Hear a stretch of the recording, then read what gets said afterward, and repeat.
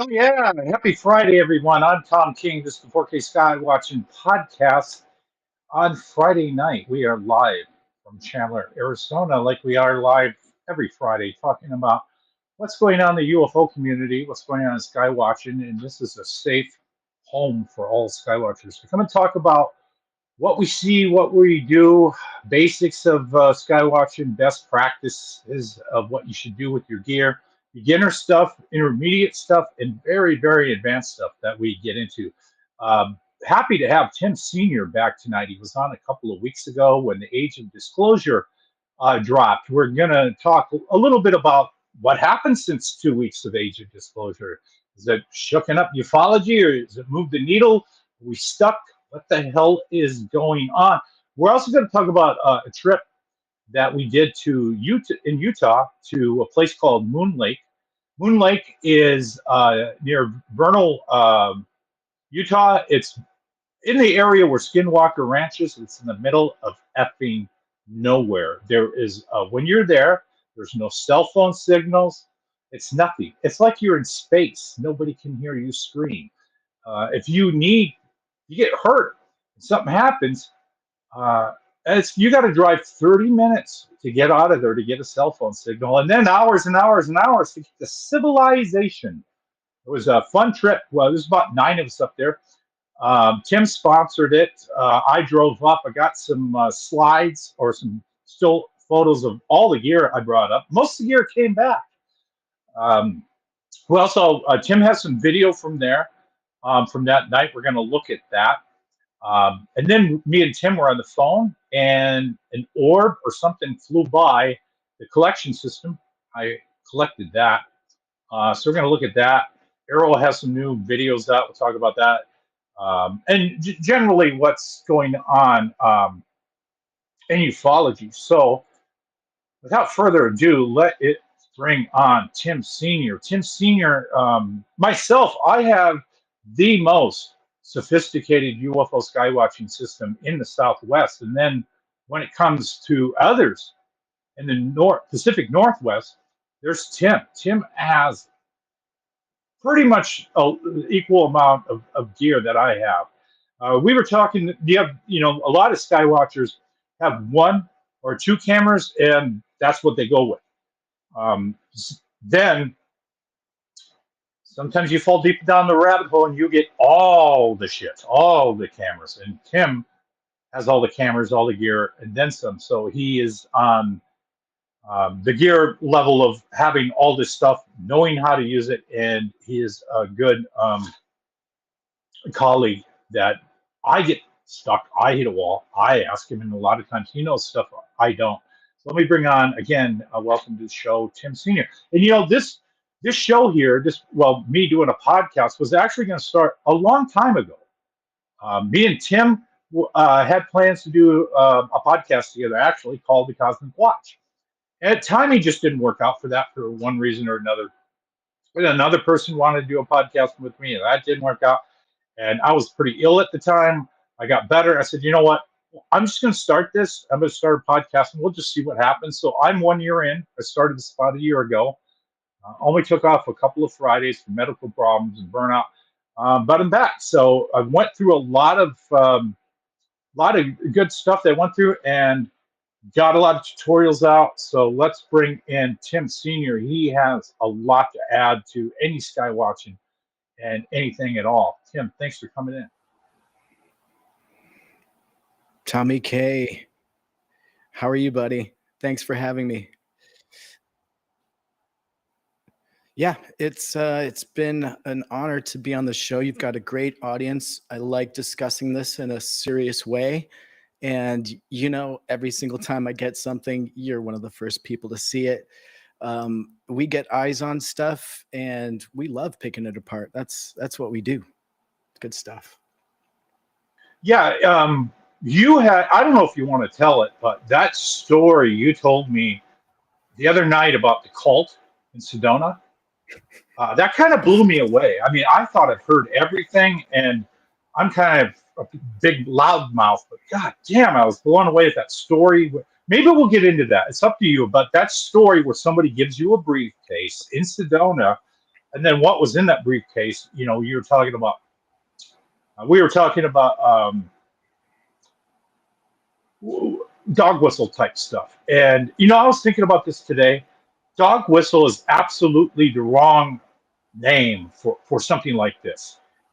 Because these are not dogs. They do not come when you, they don't come. I'm thinking beacon or, you know, I don't know. What would you think? Like if you're shining a light up, that's kind of like a beacon. If you're using sounds to, or whatever, electronic stuff, if you're using SIONYX, I don't know what a good universal name is, but I know dog whistle, I mean, isn't the best one. But, and then you were talking a bit about your thing, which made me rethink the whole thing of there may be ways to summon these things with technology, consciousness, or whatever. But yeah, before we get into that, let's get into how you doing? How's everything going in your life? It's warm here, 70 degrees. Yeah. Phoenix, how's weather where you're at? Oh, it's been rainy, miserable, low visibility here in Oregon. But you talk about casting, let's call it a digital net out, and hopefully dragging back some UAP when you get the net back in. That's kind of it. Dog whistle is a pretty loose term. I know people are using that right now, but I think kind of casting a digital net out there kind of works for what we're doing, or at least what I'm doing. And kind of dragging, you know, a 4-mile radius digitally for all kinds of signals. And so that's kind of what I would call it.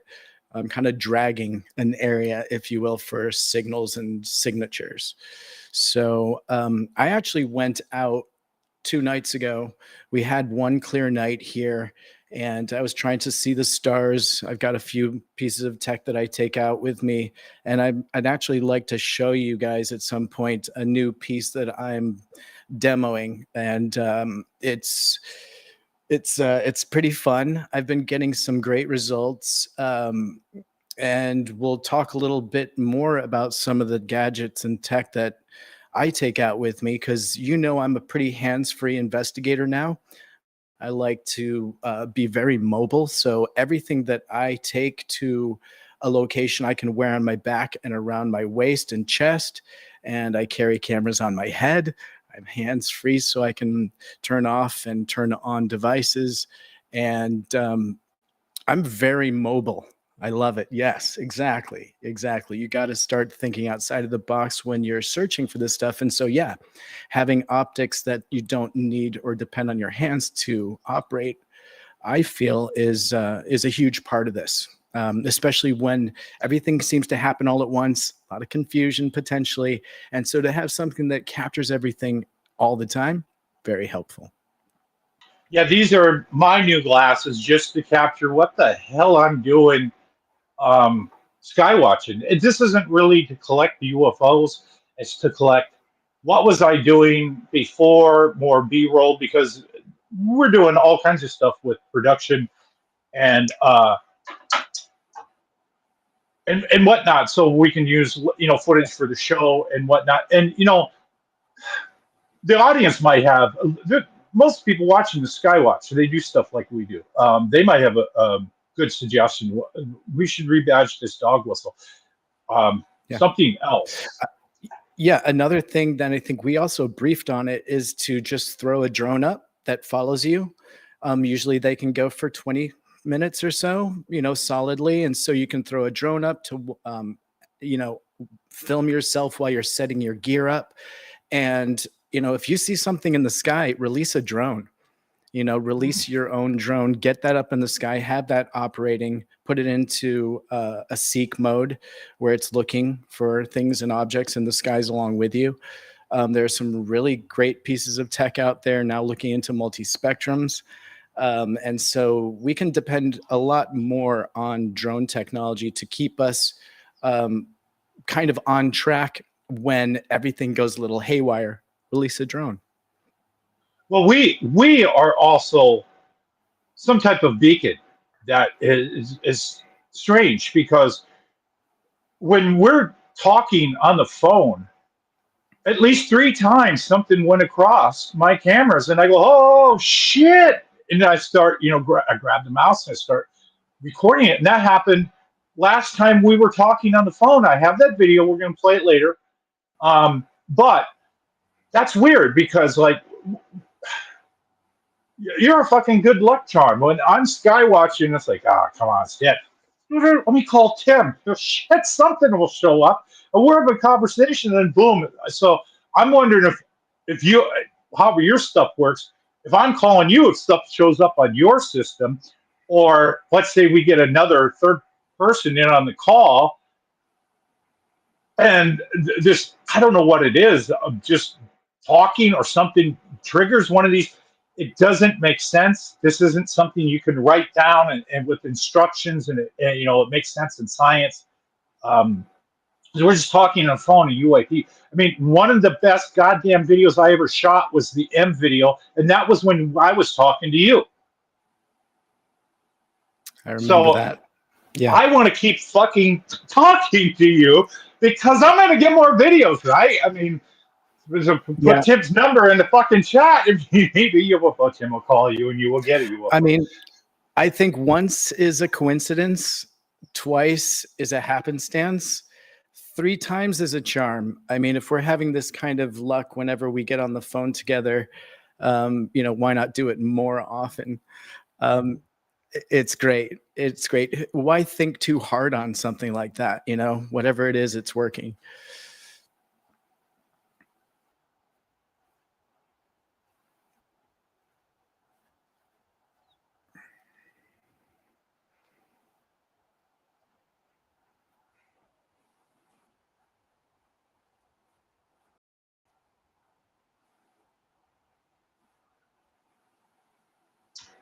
So we're going to go through some photos here. All right. So this is, and these are sort of out of sequence. So this is up in Utah. Most of that equipment is stuff I brought with that we put out. And this was the first day when we were there setting up. That's the crystal that Jennifer brought with. This is a shot in my house that is 5 monitors I brought with. I was pretty ambitious, so I brought 5 of those. I packed up the beast, and that's pretty much it, ready to go. I had boxes and boxes full of just wires and gear and just anything that could come to mind. This I manufactured for the trip. That is a 1-foot piece of aluminum. I think it's aluminum and steel. It's very hard to drill through, so I could take that camera with. So what I did was I took, these are 4 other cameras I brought with, and each one would have its own TV. So we have an all-sky camera. We have a, let's see, we got a UFODAP camera on a DeWalt tripod. We got a night vision camera on another tripod. And we have the Lorix 4K camera there. There's a shot. That shows I stripped off half the lab to take with. Another photo of them. There is the drive up from Phoenix to, and this stuff isn't on the map. Google has no goddamn directions for this place. Yeah, I mean, it was hard to find it because it's not there. It's weird. So I brought a microscope and more shit. And here's part of the drive up. Just beautiful. This is the photos from the Indian reservation just north of Kingman before I entered into Utah. And this land is so barren that dinosaurs used to roam here. There's very little vegetation up here. Nothing grows. For some reason, there's no tumbleweeds, there's no cactuses, no nothing. It's just goddamn beautiful up there. Some of the most beautiful areas of Arizona are on Indian reservations. And then I got up to this area here. I think it was called Hole in a Rock, and it looked a lot like Sedona, but it wasn't built up like Sedona. And I was like, I was like, why didn't they put Las Vegas here?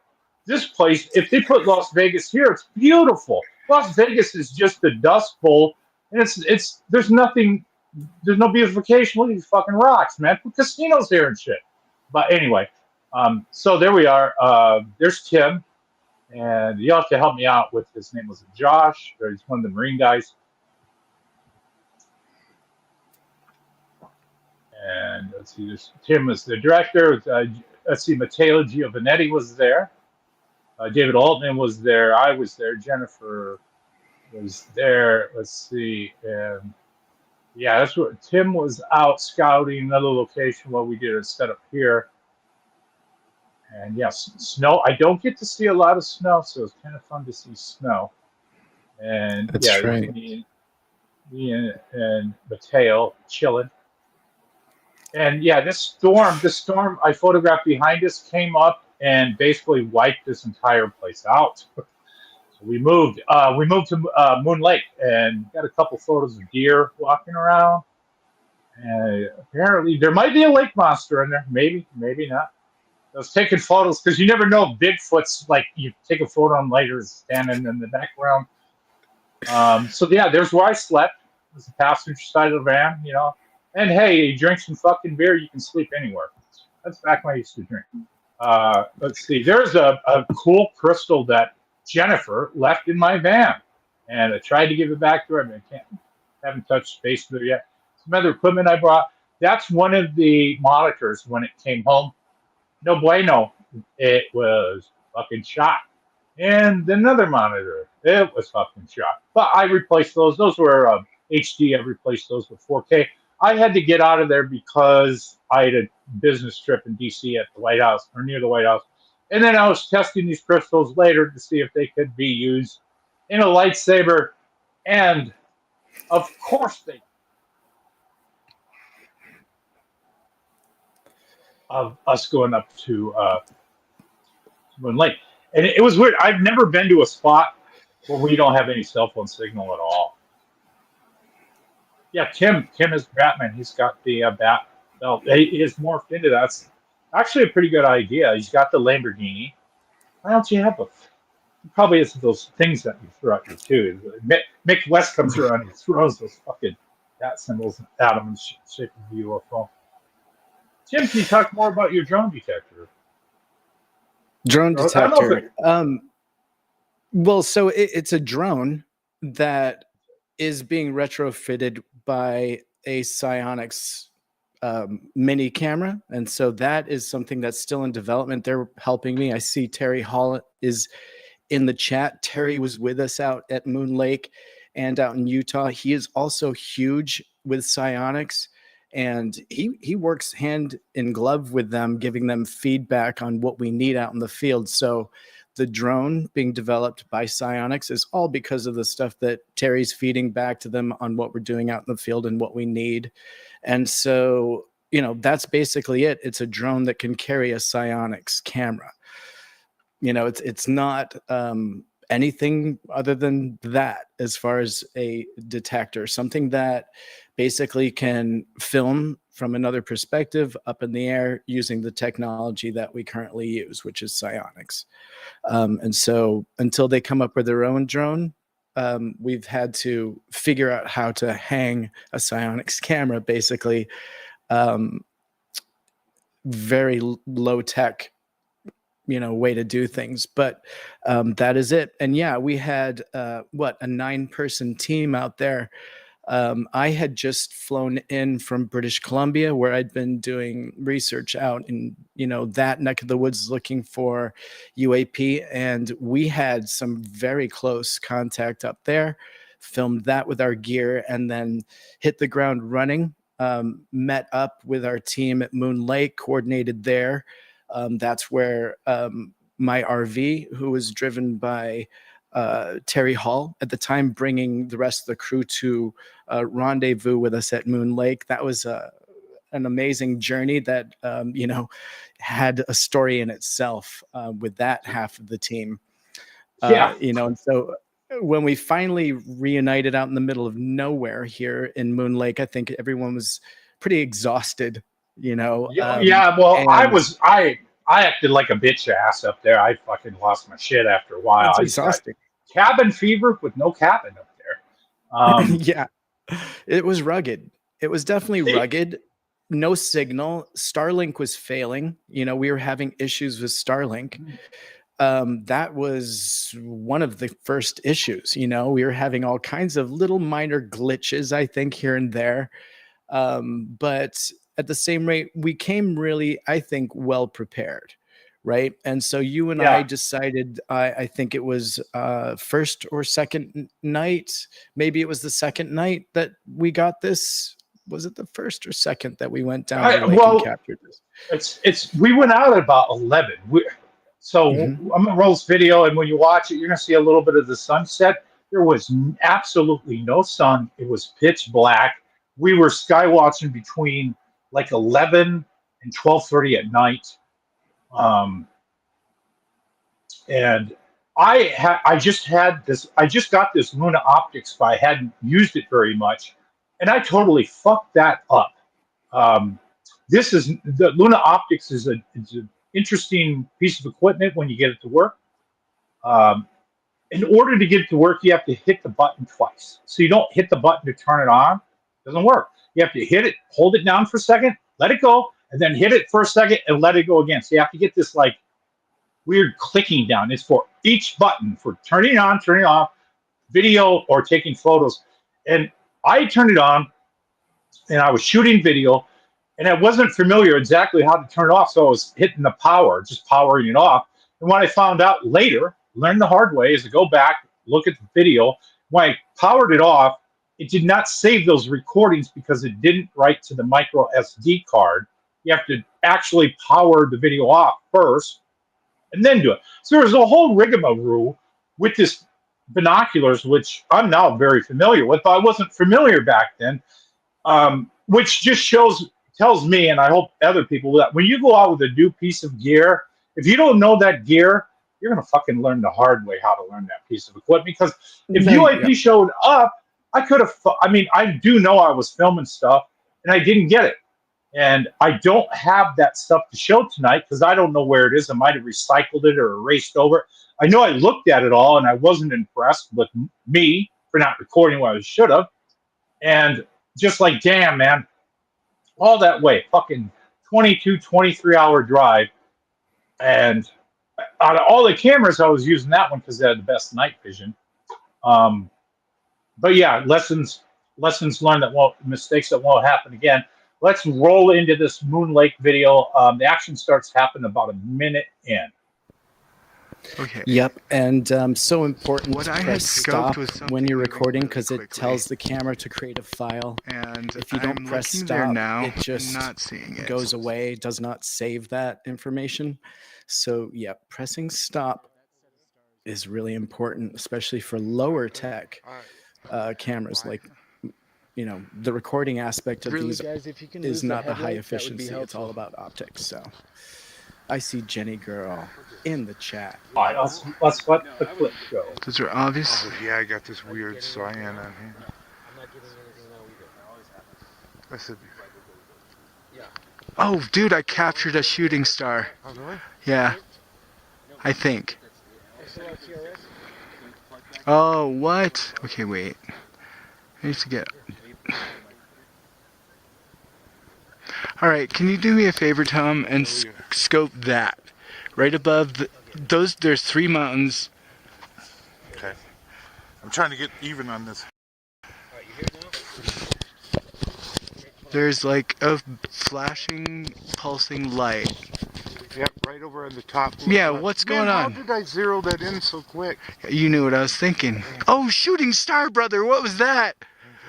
Oh my god. I zeroed in a bit. Whoa, fuck. Dude, wait, I'm seeing things. There was, the whole horizon just flashed. As I saw a UFO fucking fly across, dude. Somebody get out their flight radar right now. There's something flashing on that mountain. What the frig was that? Wow. Wow, dude, there's something coming in right over the top of it right now. Dude, I You see that saw... flying in? What? Okay, where are you? Flying in. Right Oh, over I the see top of you. the mountain trip. Yes, There's something I'm there. flying above it. I'm there. It disappeared. It disappeared when I scoped. Oh, here we go. Try it now. Oh, wow, bud. I think I saw what you saw. But I scoped something magnificent fly across. I can't wait to see this footage. How about now? Wow. Wow. Well, I could just sit here until the batteries run out and then just throw in another batch. Wow. It went directly from left to right, covered my entire screen, and I kind of followed it. That was intense. I don't know what that was. I think I just got 4 minutes on that. Okay. Wow, that was exciting. We just turned on our scopes and we're already getting information, right? Yeah, weird stuff. It's still another hour to get dark. Gosh. This low light is beautiful. I see audio. Oh, That light is so annoying. so just record it. They both have them on full blast. Can you guys go to red? Let me try one thing. Ready? No, Justin, can you go to red with that? and Thank you. hear it? Nope. That is an active mountain. I thought I saw something flashing above it, and then I thought I recorded something swooping in above it. Wow, bud. I'm really impressed already, I must say. It's still working. The front mics. Right in this area is where I noticed it. It's picking it up. It's something. We're going to do a test with Okay. my cover stops. I want you to record. Just leave that. Light. Put it on. No, dude. No, worry about it. Come on. Okay, do record just across. Oh, here. wow. See how far. That is beautiful. Stand by. Timmy, where are you gonna be? Hang on, buddy. Don't worry about it. No. Let's get Species are natural I habitat. mean, that was really cool. Take your time. I have no idea what that was, but yeah. That I green think laser this can reach is the helpful. other side. Yeah, it's on there, bud. Can you see? So, but actually yes, so here, don't take it off the mountain. Don't go in the sky because there's an airplane right there, bud. Please don't flash that airplane. No, it'll reflect up into the airplane, dude. Keep it off the water. Okay. Yeah. Thank you. That Ooh, is look, tight. it Yeah, I'm following you. Why is it getting more bright right there? See that weird? I do. I'm following you. You're gonna call it and then Weird. audio's. Yep. You're gonna call it and then just clap your hands. Yep. Speed. No, you're gonna call. Read that to us. Oh, Project Starlight, 7/27/2023, 10:47 p.m. Wow, that here, hold it there. And then go ahead and clap your hands. All pretty. We gotta see it. Sorry. Oh yeah. Fuck, Oh yeah. That is really intense. Awesome. That is really intense. Did you guys push record on this? Oh my I did. God. That looks so cinematic. Okay. Wow. Flip it more into lightsaber mode. Just don't take it off the mountainside. Wow, bud. I mean, I gotta tell you, what we just captured, I have never seen on SIONYX before. So, multi-spectrum camera, low light, basically a color night vision camera. And I captured something just at incredible speed, moved across the entire lower sky, and I followed it. I can't wait to review the data because that was absolutely clear. It moved from left to right in my screen, Pause this for a second. at the horizon. Turn on my night Oh, vision. I'm seeing flashes of light up there. Are you guys seeing? Over Oh, there? nope, out here. There are flashes of light beyond the mountains. Oh, let's go up that. Get this one. I keep seeing it. Now, it could, of course, be lightning. We've seen tons of lightning here. On our drive up, we captured a ton of it. But that was intense. It looks cool on the SIONYX. Are you seeing anything right now, Tom? I'm just going through a couple different modes, trying to kick it back into record. I mean, we came down here to Moon Lake, we turned on our equipment, and within 30 seconds, I captured something that I've never seen before on a SIONYX. So There's so many targets out here with so many stars, and then you look at it, That it's is- like, wait, something suspicious moving next I to just that one. captured lightning, so it's definitely lightning down there, flashing beyond the mountains. Yeah, actually, dude, take a look down. Pretty active lightning. It's really beautiful. So, I kicked into recording. Now Sweet. I got the night vision. And yeah, so what are you recording as binoculars? this is a Luna Optic camera. It's a digital. It has 4 modes. It has a color mode, and then it's got, like I saw, in a black and white mode. And it also has a rangefinder that a couple of 100 meters. And Do me a it favor really and says take down there what those flashing lights are doing, because they're actually moving. They could obviously just be all right, planes, but they're kind of moving in unison. secondary that. See if you can scope that, because we've seen some strange stuff. And that was the majority of that one. I was killing my goddamn stream. Looks like, yeah, I took that SIONYX, I put it into 4K mode. What I should have just re-rendered it again, and that probably would have helped it. Some of these videos that go through Topaz just kill your processor because, anyway, let's get to the main process. I can't really reboot I can't really change the thing midstream. Let's bring him back on. So let's look at the best part of that one. And let's see.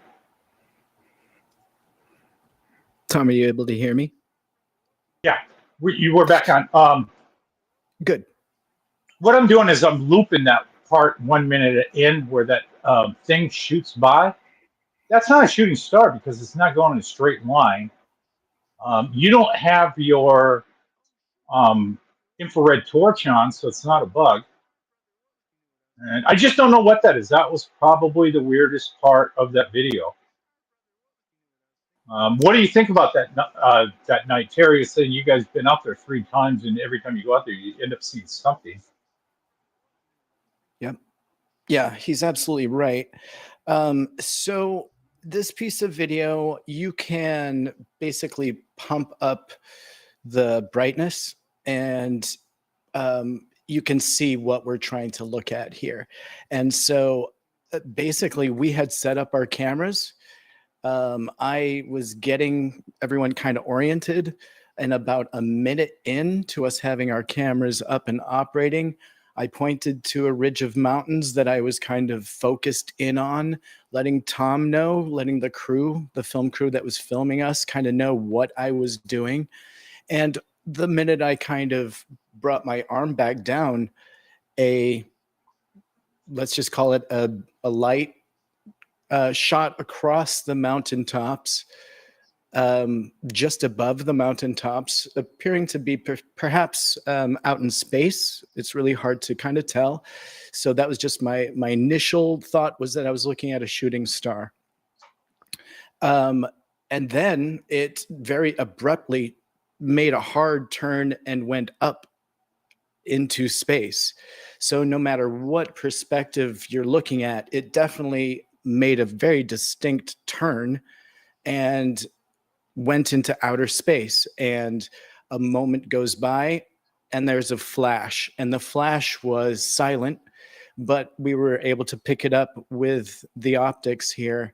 And my assumption is that whatever this was leaving the atmosphere at that moment, and you know, creating an extreme moment of heat, perhaps, or I don't know, because it disappears. It definitely picks up speed and disappears, and there's a flash, and that's what we see in the film.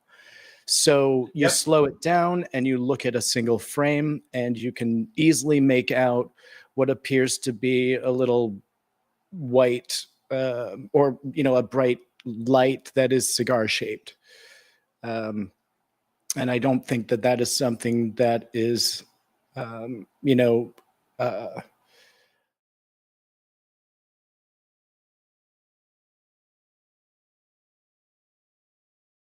because there's a definite imagery behind it that leads us to believe that this was something cylindrical, light, some kind of object, something physically there. We have sent it to SIONYX. One of the potentials with this is, you know, we like to look at anything that it could potentially be. And so, you know, if it's a meteorite, there's a very rare thing that happens called an earth grazer. And an earth grazer is literally where the Earth's atmosphere kind of encounters a meteorite and it bounces off. And so it can appear to change direction. The thing with that is they never go up. They never go out into space. They tend to ricochet and then come down onto Earth because they're within our atmosphere at that point. So I encourage people, if they wanted to kind of side by side this video, take a look at some of these very rare videos that we do have available, and do a side by side with what's called an earth grazer. And that information is also available through the Global Meteor Network. And again, Meteor Network is something else that we were able to look back in time 3 months later and confirm that what we saw in that moment was not a meteorite. So this is a geo survey of all of the meteorites that come into our atmosphere. And during that time with this geolocation, this did not line up to a meteorite. So, you know, that's just one more thing we can check off the list.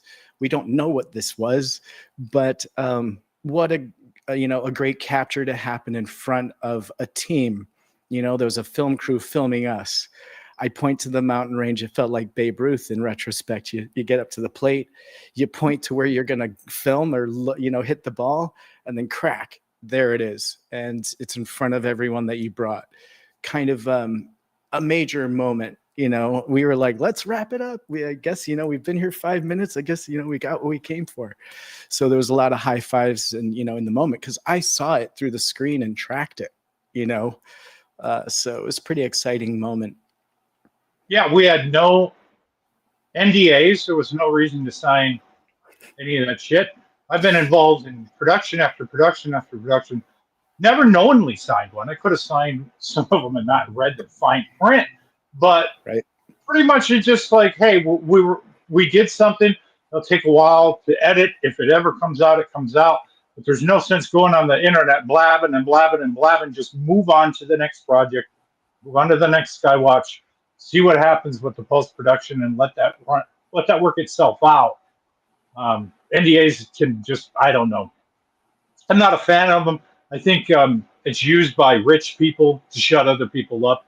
A lot of times, you know, it's like, I have the money, you sign this in. Like Justin Bieber, for instance.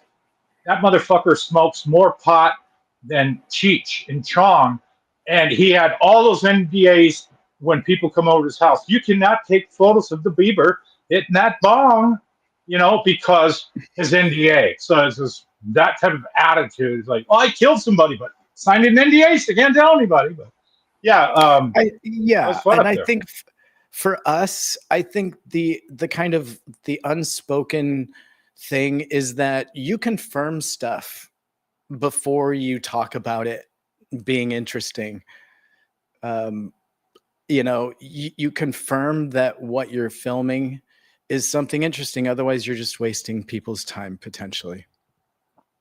Yeah, let's look at this clip that happened Wednesday. I don't know what the hell this is, but we know what it's not. We were on the phone. This flew by. I said, "Shit, I was talking to you." So this object, whatever it is, flew by, caught my attention. Very, very bright. Something to keep in mind is I was in daytime mode with my surveillance camera, and daytime mode on my dome cameras. What I typically do is take the default brightness from 50%, move it down to about 29. It makes the image from a pretty blue sky here to a dark kind of blue. It's muddy, but these phosphorus UFOs that are kind of hiding up in the glare are easier to see. So nighttime came in, that was still there, because otherwise it would have. So I have some nice deep blacks in this. Otherwise, it should have been a more muddy image. But we had damn near a full moon. It was a full moon, I think, last night. So it was a moon similar to tonight. This object showed up. It showed up on the all sky camera. It showed up on multiple wide angle cameras. I typically do not film satellites at all on this. Starlink trains typically don't show up unless it's a launch and it's backlit by the sun at sunset. So let's just roll this. There's no audio on this, so we can just talk over this clip. Bring up Tim's mic here. So this is a 2K dome camera. There's a 45 power optical zoom, I think a 90 power digital. So whatever this was bright, was moving up in a linear direction, and I'm probably at this point zoomed in at around 20 power. What I do like about this particular dome over the 4K dome is that 4K dome has this maddening autofocus that I just cannot turn off. There goes another object flying by. But I stay tracking with this one. So I go into a wide angle, show what that was. So 644. And then also when this happens, then I was telling my wife about it. She's like, well, check the other NVR. So that's the problem. You can't get, I have 4 of these NVRs and I can't sync the time. Even if I try and I get them within 30 seconds of each other, these things go into drift. Believe it or not, they drift, the time drifts off. So anyway, this flies by, and to me, I'm not a woo guy. I'm pretty much a nuts and bolts guy, and I leave the woo to other colleagues because they're good at it. I'm the good science guy. I stick with that. They're good with the woo. However, now that said, I'm not stuck with a stick up my ass. I grow as a person and evolve and change. When I saw this, I thought, okay, I don't know if this is a UFO or not, but what this is this is a fucking sign that me and Tim need to work together again. That's what this means. That's what I can extract data-wise, that when something like this comes and it hits right dead center across one of my cameras while I'm on the phone, and I look over at one of my TVs here, I got a 60-inch in here, and I'm like, oh shit, let's track it. This is a sign. And there goes a squiggly thing flying by that could have been a IR is on. That could be this thing will pick up insects, gnats. Yeah, and this is the first time I'm seeing it. I was with you while you recorded it. It was so exciting because, I'm only hearing one end and I'm like, I want to see it. I want to see it. I'm just getting, your play-by-play. And so, Tom, does this change direction at some point as you're tracking? I don't think so. It is heading west. I do lose it. You'll see behind some bushes. So what this is a horizon to horizon capture. Most of the time when I'm filming satellites and things like that, I get them, I mean, the sun just did go down, so it could be illuminated by the sun. But I get them for maybe a minute or two, and then they kind of, they flare, and then they just blend into the sky. You see that a lot in Sedona. But this went all the way to the ground, if you know what I mean. Like this thing is, I'm going to film this all the way until I lose it behind obstacles, trees, and whatnot. Usually don't happen with the satellite. So this is with my collection system. This is not normal to see the International Space Station or Hubble do this. Now, while I was talking, when Tim was talking to me, Tim's like, "Dude, get out your phone and see if it's a Hubble and shit." I'm like, "I can't. I gotta track it with the mouse, or I'm gonna lose it." We'll do that in a minute. As soon as I lose it, and we did get out our I use Skyview Lite, it's a free app on iOS, and the Hubble was, when I looked, the Hubble was down where my feet are, and so was the International Space Station. So this was not it. Could be a satellite, but to me, this was a freaking sign. I'm talking with Tim. I got something that's at least interesting because everybody knows here. The rule is film it until it leaves, and then start investigating it. Don't film it with your phone up if you're on the phone. Don't film it for 30 seconds and say, "That's enough for TikTok." Film the whole fucking thing, man, until you lose it. It's pretty weird. I got this thing during a full moon, pretty much. Yeah, and actually a full moon works against us when we're filming the night sky because it can sure light up satellites and make them look incredible. So, potentially you get to see things you normally wouldn't see when there's a full moon simply because of the reflection. It's another mirror in space. So, you can't discount that it's mundane, but this is a great capture. And we were able to rule things out in real time. And I brought up my Star Walk. This was not a satellite, not at least a public satellite. So we were able to rule out ISS, Hubble, and known satellites. It's definitely not a plane. ADS-B was easily brought up. I looked in your area. It didn't look like anything was directly going in that direction. There was air traffic, but boy, Tom, you've seen enough to know when you're looking at an airplane. So there was nothing signifying that this is an airplane. Now, looking at this footage, you had some moisture in the air. And so I do see, some things were hitting the lens, making it look potentially like you had some drag in the optics. Like, I don't know if you noticed this, but out here in Oregon, there's so much moisture just in the air. It can really affect things when you're zoomed in. Moisture in the air can affect your lens. Now, I'm not saying that's what we're seeing here, but imagine rain on your lens is the worst thing. And so any form of moisture is going to be your enemy when you're trying to film. So, Tom, are you able to kind of rule out that there was moisture in the air out there in Arizona during this time? Moisture in the air of Arizona? Is that a fucking trick question?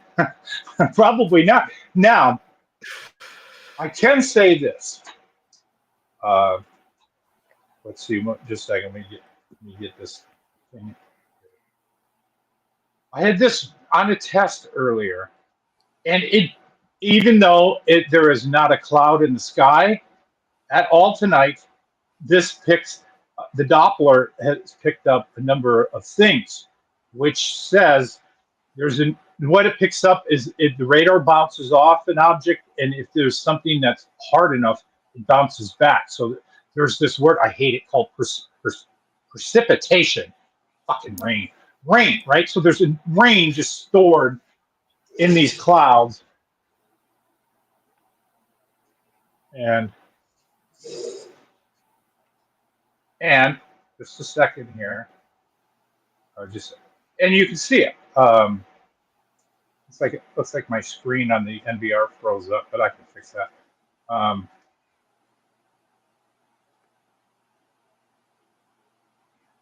Anyway, I don't know. No, I can't tell you. It's really dry here, so that wasn't moisture. That I know. I'm thinking that was either somebody's satellite or something. But that was one bright thing. I mean, the reason that we see the space station so bright is because of all those goddamn panels on it. Those solar panels are reflecting the sun, and that's why it looks so bright. What was that? I don't know. These type of things I don't hold closely. I just say, okay, this was a sign. Me and Tim are going to be working together on stuff, and that fucking thing flying across while we're talking on the phone is like, these things work kind of like that. I mean, that video I got, the M object, George Knapp was pretty impressed with when they watched that thing. That was when we had a phone conversation. So this may be our not dog whistle, but what what I mean? I mean, we don't know how this works, but I'm at least gonna kind of let go of some of the nuts and bolts, and there are unconventional ways probably to trigger these things, or at least to say, hey, we're over here, do you want to swing by or something? Maybe not going to come and land or anything, but at least to say, I see you and you see me. Because I noticed when you study these things, they study you back, because there's like 8 billion of us, and there's only like 100 of us messing around and studying. So if you're up there, you're looking down at the 8 billion, and you go, hey, most of them are walking around looking at their phones, but you found 100 of them that know they're under surveillance, because that's what we're doing. This is the most advanced channel. There's no channel like this anywhere at all, right? We know UFOs are real. We know that we are under surveillance by some other intelligence, and we are putting them under surveillance too. That's kind of the way where I'm at in 2025 with this. I'm past our UFOs real, or aliens, or from another dimension. I think they're extraterrestrial and interdimensional. That we have something that came from other galaxies that came here, and they can slip in and out of our dimension also. So they have uh, two different things. They can get here and we can't get there, and they can also just slip in, which is, how do I know that? Because these things came, they abducted me once, and they connected their ship with my house, right? There was no tractor beam, there was no lifting me up. They just opened the fucking door and linked up the ship, whatever the hell it was, part of my house. That had to be, I walked through a portal. I walked through my door into their door. Don't remember how I got in there, but I do remember how I got out. And I walked down their hallway into my place. And then went later, after I got done screening, yeah, interdimensional. Enough of us people who have been kidnapped or abducted or whatever you want to know that there usually isn't like you walk into the ship, there's a ramp. You just end up in the fucking ship somehow, or you end up there with fragmented memories. Tim, do you? Oh, That's and wild. also after that thing flew by, 1 hour later, I heard boom. There was an explosion outside my house. And the collection system, of course, got that too. You guys want to see that? Okay, so this poor girl. All right, let's. Okay. Okay, so what you're going to see is going to take about a minute. It's going to be this lady walking her dog. She has no idea what's about to happen. You'll see it. There's going to be a boom, and she goes screaming for her life in the other direction with her dog. Kind of funny now that I look at it, but poor lady. She didn't see it. I don't know if she knew what the hell happened. Let's check this out. This was the boom 1 hour after whatever it was. We were at 6:44, then at 7:44. This happened.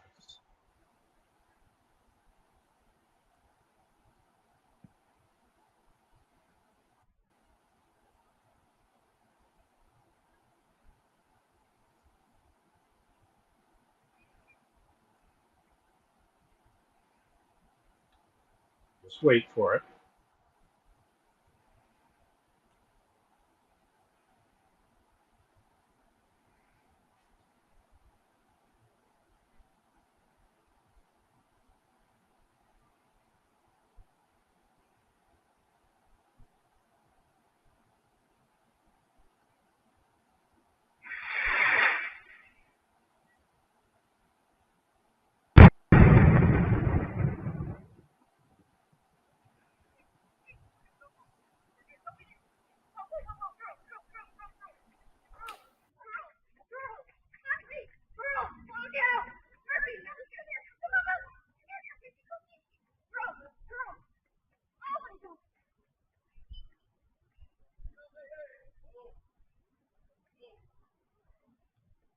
and another ankle.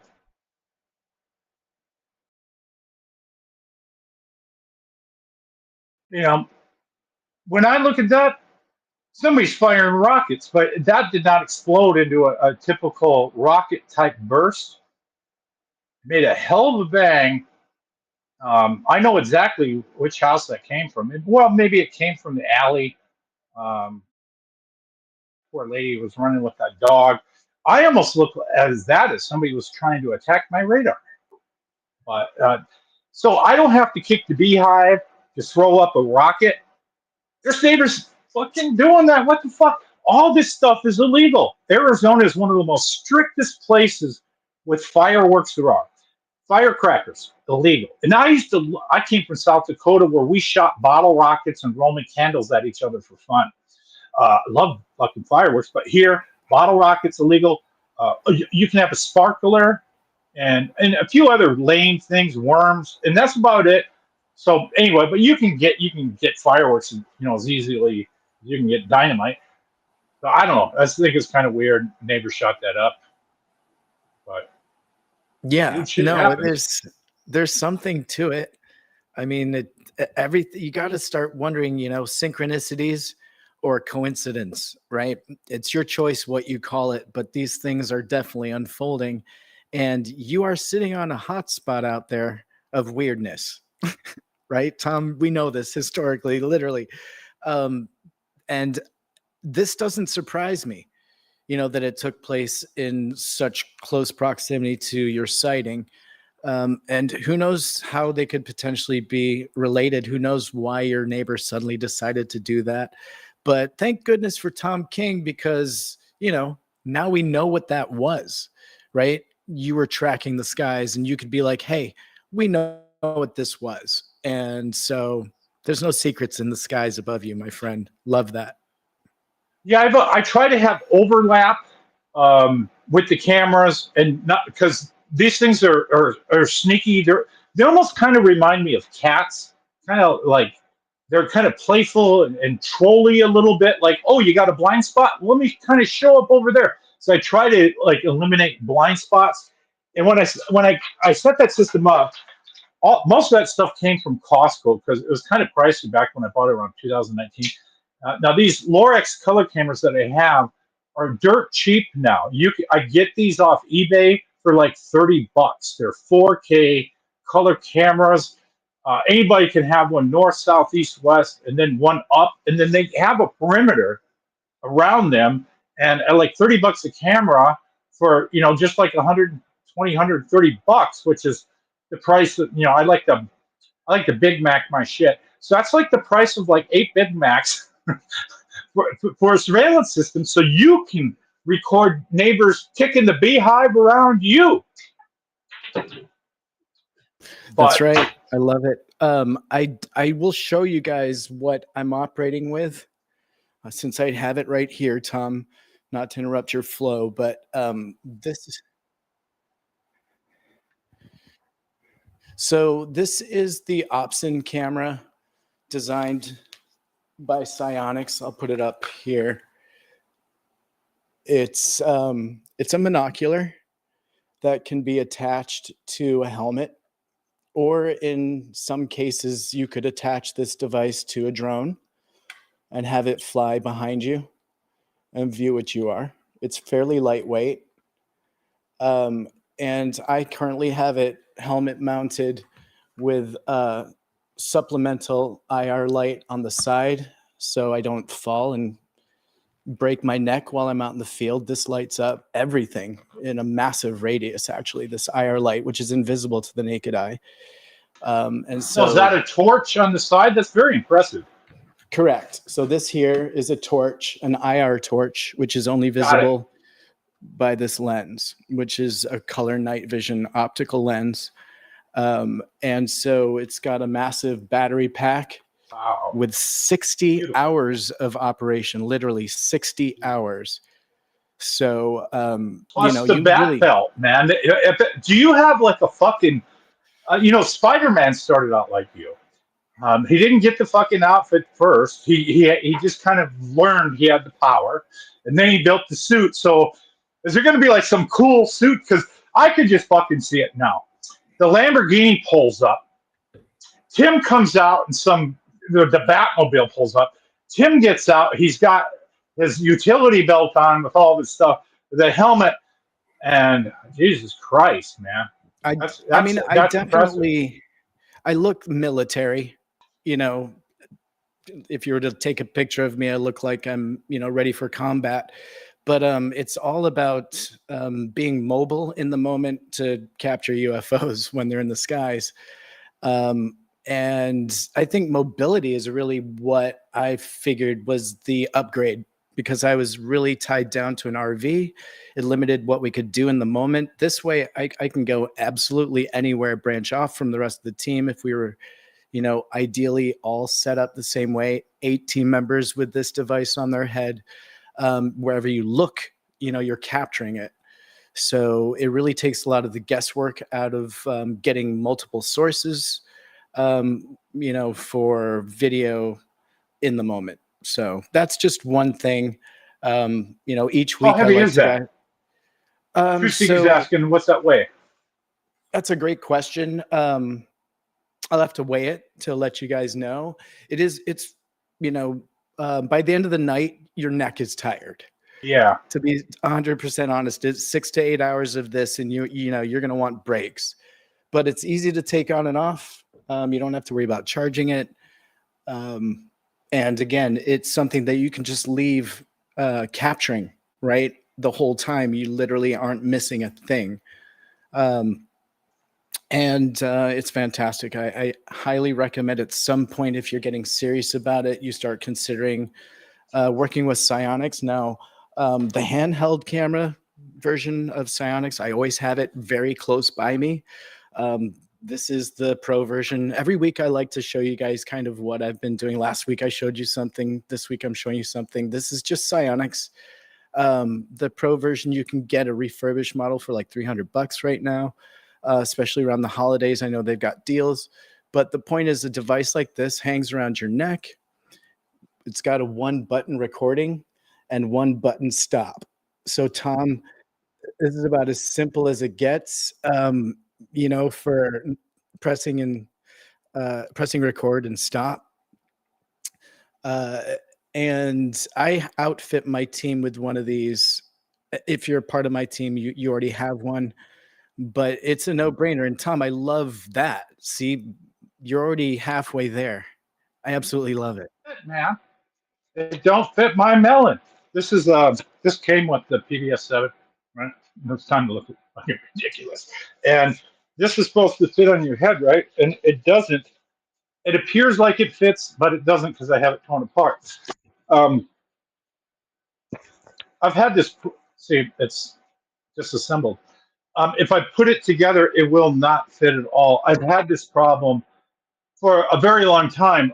I go like if I go to the racetrack and I want to get a ride in someone's car that I need a motorcycle helmet to get in. Nobody's helmet fits me because my fucking brain is too big. It doesn't fit anything.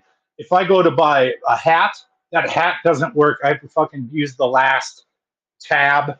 So I guess I just have a little bit. I think I have a fat brain. I think that's it. My brain is just fat, and I need to. You're a big boy. You need big toys. It's that simple. But I absolutely love that you already get it. You know, it's all about when you're in the field, keeping your hands as free as possible, in my opinion, so you can do other things and always be multitasking. I know SIONYX has captured more things than I have, if that makes any sense. If I didn't have this device, I wouldn't have seen these things, right? They're operating in a wavelength that my eyes don't see. So, you know, Tom, it's one of those things I kind of lean heavily on these tools because a lot of this stuff is taking place right now and we don't know because we don't have this kind of optics looking at it. Yeah, we were talking about there's 2 cameras that should be in people's collection system if they're going out on a group hunt. Well, before I forget, there's a couple of people from the Twitter space, and I know one of them's on here named GT Long. He does all kinds of stuff he goes out skywatching in Utah, around the area that we went to, all the time. So he's on Twitter. Another guy, David Cooper, I think he's from San Francisco. These guys, when we were talking about, a lot of guys have two cameras, and then you kind of get carried away where we are, where we have all the shit. Both of these gentlemen have also all the shit, the P1000s, PBS 7 or 14, modified cameras, SIONYX, and on and on and on and on and on, UFODAP, shit like that. I think the rule for the hardest part is obviously finding the UFO and then trying to zoom in before it ditches you. So the finders are the hardest part. And the two cameras I think we agreed upon, and maybe there's a third one, is the SIONYX at night. That will see stuff that you cannot normally see with your eyes or their optics. And then in the daytime, your finder camera that should be your go-to is something that uses night shot and turn it on in the daytime, and then you put like a 950 nanometer filter on top of it, or you stack them. And that helps film, or at least find the objects for daytime. The SIONYX night shot in the day. Is there anything else that could go into this little best practice of finding them that you would know for day or night? Oh, well, I think that there's so many. Let's be really honest. I have a lot of very important go-to devices. I demoed one of them, a tri-field meter, last week. But I feel having a Geiger counter and then also a chemical sniffer, because you're out there in locations that could have sulfur or gases that you can't smell and detect if you're underground, especially out in Utah. There's all kinds of places you don't want to go and breathe, right? So the air isn't good to breathe in some of these locations. Now, it might attract UFO, but it's not good for humans. And so we need to be aware of radiation, and we need to be aware of gases that take place in nature that are not good for us. So I keep those devices more as my protection, but potentially in a location that's not well known for radiation, if that Geiger counter goes off, well, it might be something else. So it's part of my arsenal. But you mentioned something at the beginning of the show about mystery tech and a UFO cult that I visited in Arizona for part of the show series that we've been shooting. And Tom, I love talking about things that we do here before it comes out. I love giving your audience an inside scoop, and I'll be 100% transparent with what took place there. We can have that conversation here.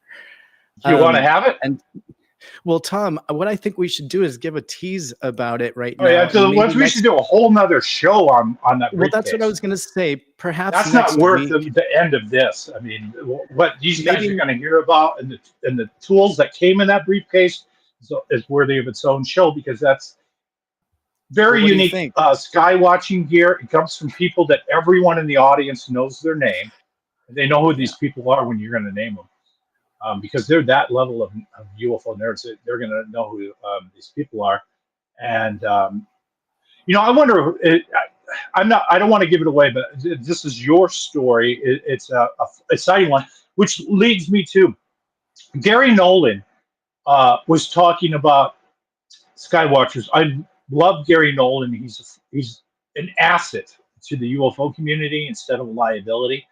And he was talking about doing SIONYX, and the way he mentioned it works perfectly with science. You take a group of people, you put them in a hot spot where UFOs are, and they go do their thing. They collect, they skywatch, they do whatever. But this is a clean version. This is a nuts and bolts collection unit. Then you take the same area and you bring in psionic assets, right? And they do their thing. Do they do any better than without a SIONYX team?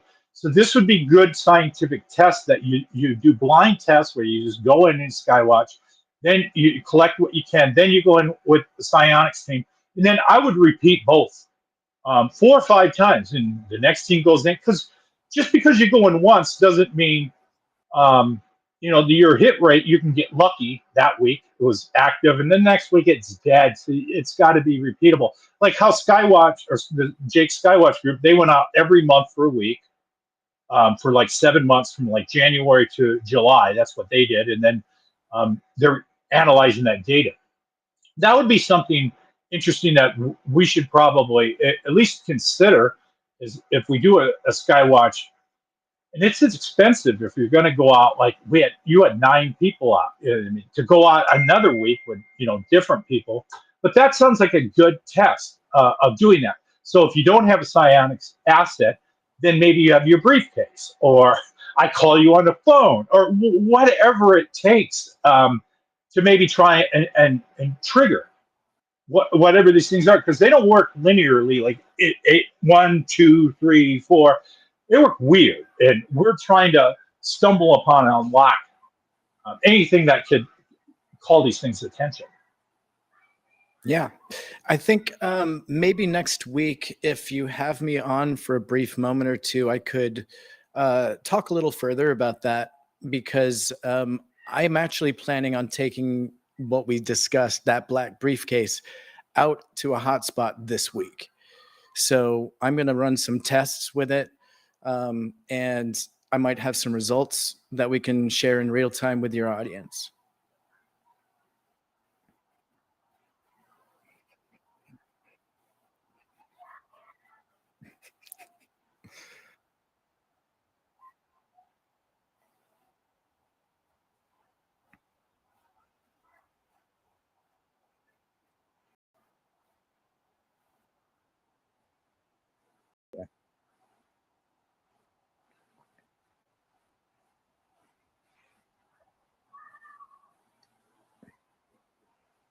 Oh, yeah.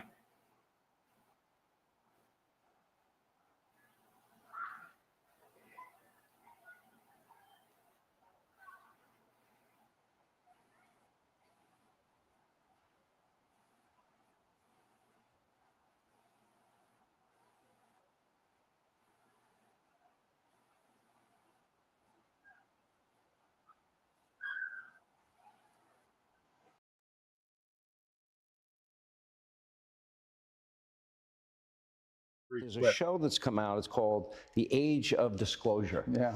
Okay, I know everyone probably, right? Everyone asks you about it? Sure.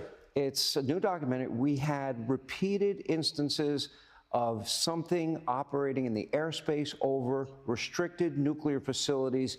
It's not ours, and presidents operate on a need-to-know basis. Yeah. Okay, that is... So a couple points on it. First of all, I'm not disavowing that. It was an interview that was done almost maybe 3 or 4 years ago when I was in the Senate. Right. So it wasn't recent. The second point I would make, I was describing the allegations that people have come forward with. I have people that came forward to us. Some of these people were Navy pilots, admirals, generals, whatever, that would come forward and say, that there were programs in the U.S. government that not even presidents were made aware of. So I was describing what people had said to me, not things that I have firsthand knowledge of in that regard. A little bit of selective editing, but it's okay, because you're trying to sell a show there. But the fundamental comments, I haven't seen it, but the clips I've seen and people have shown me are fundamentally true, and that is there are things, we know this has been documented, there have been things that fly over the airspace, restricted airspace, be it where we're conducting military exercises or the like, and everyone in the government says they're not ours. And so what I worry most about, just me personally, is that some adversary, another country, for example, has developed some asymmetric capability for surveillance or the like that we just are not prepared for. We're looking for missiles and fighter jets, and they're coming at us with drones and balloons. Yeah. Remember, when NORAD turned on the radars and started looking for balloons, all of a sudden they spotted a bunch of balloons flying overhead, and 90% of them were innocent, things.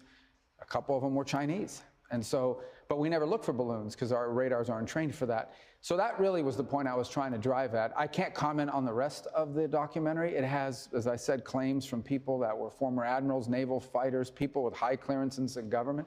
Some of them are pretty spectacular claims. I'm not calling these people liars. I don't have independent knowledge that what they're saying is true.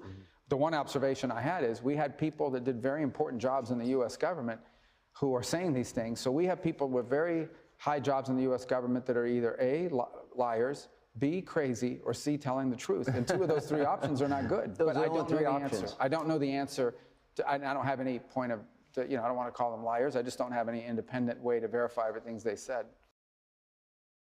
Well, that was a bit disappointing. I think what he was pointing out was when people watch this, they age of disclosure, and they see the section Mark Rubio's in.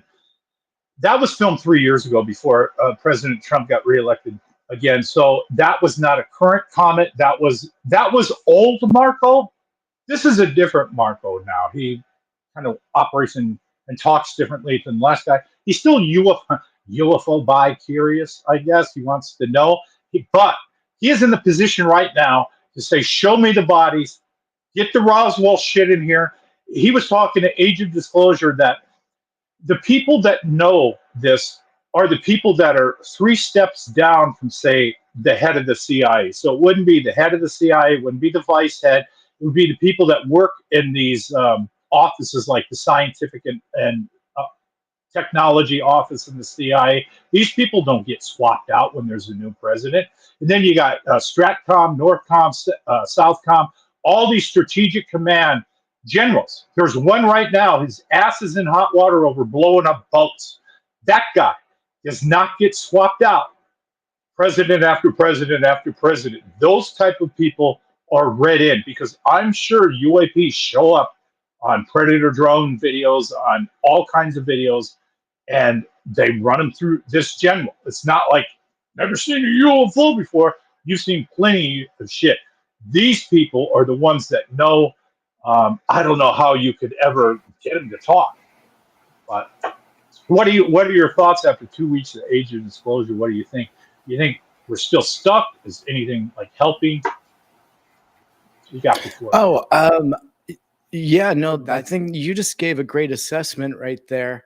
And I feel, I stick by that. I feel that this film, Age of Disclosure, has really kind of moved the needle a little bit for the expectations for movies to come on disclosure, because there's nothing but heavy hitters in this film.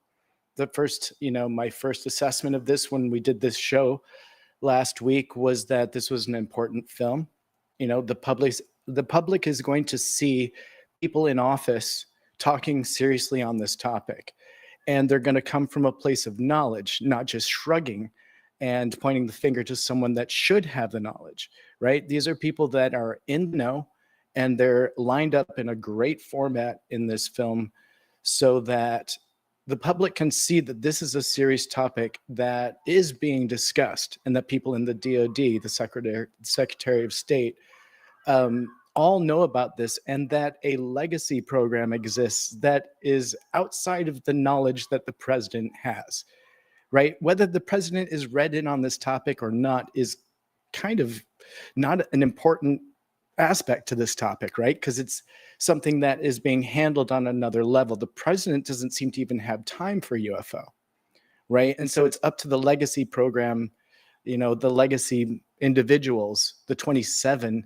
individuals hinted at in this film, to really take control of this topic. And, maybe it is happening and they don't want the public to know at this point. And that's kind of what we're seeing. They really do succeed in putting the genie back in the bottle. Some of the biggest cases have been really covered up. So this film puts a light on that fact, that this has happened, and it could be as far back as Eisenhower.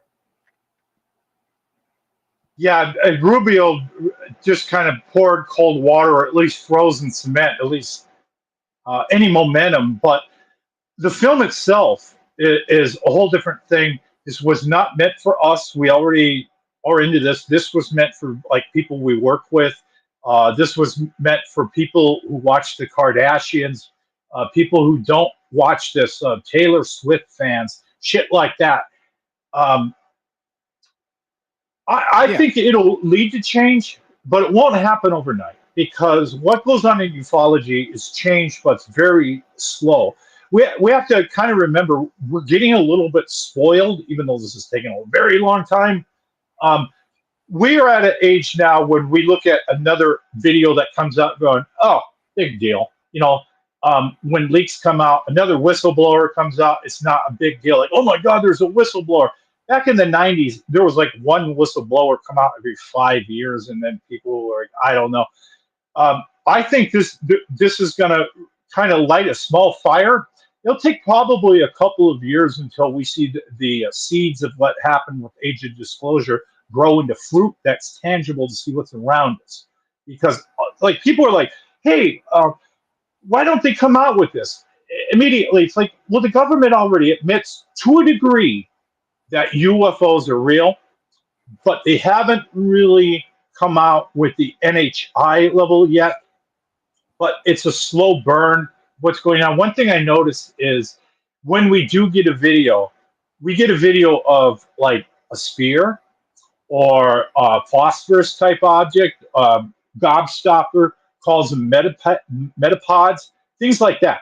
Now, what they are not showing us is structured craft that you can look at and go, okay, that's not a balloon, it's not a sphere, can't be a grocery bag, and you immediately go, that's technology, but that's not human technology. Like the triangular type craft. If we saw something like this come out of the water and do transmedium,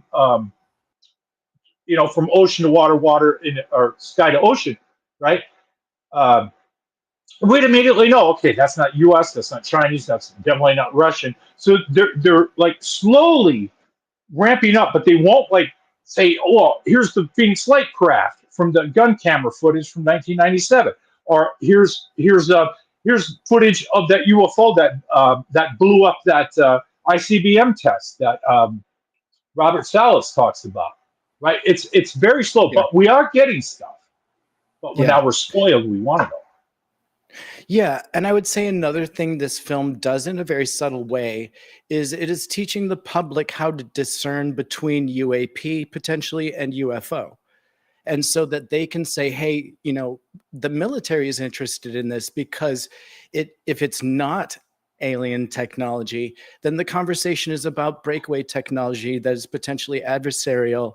And if there is alien technology in that process, then they've already reverse engineered it, right? And so then we're behind. So that fact is very subtle, but it's obviously a concern. And I think that this film kind of does highlight that as a potential.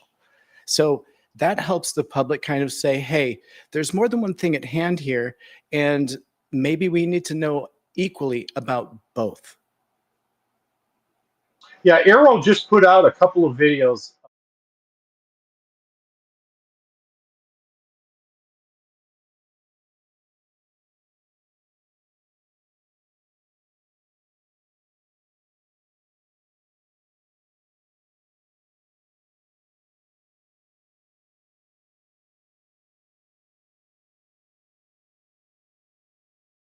Time of putting this out. It's just to show they have something, but they would have, I would say, tens of thousands of those type of balloon type videos. And then once you sort that all down, a couple of years ago, they were saying like 600 objects they couldn't identify as balloons or whatnot, but they won't release those type of videos. They won't release something, for example, last week I was talking about boomerangs. Now, with the Hudson Valley sighting, people looked up and they saw structure. They saw what looked like, believe it or not, scaffolding, like human-made type of scaffolding on the outside of it. It wasn't just one witness; it was a whole bunch of witnesses. And then we go to the Phoenix Lights, the triangle craft, that people saw, which is different than the boomerang that flew over at 8:30.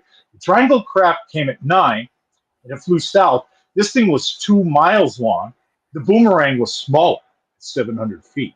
This was 2 miles long, and people looked up, saw thousands of lights going down the rim, saw people or something looking out these lights, and saw plate-like structure under the bottom of it.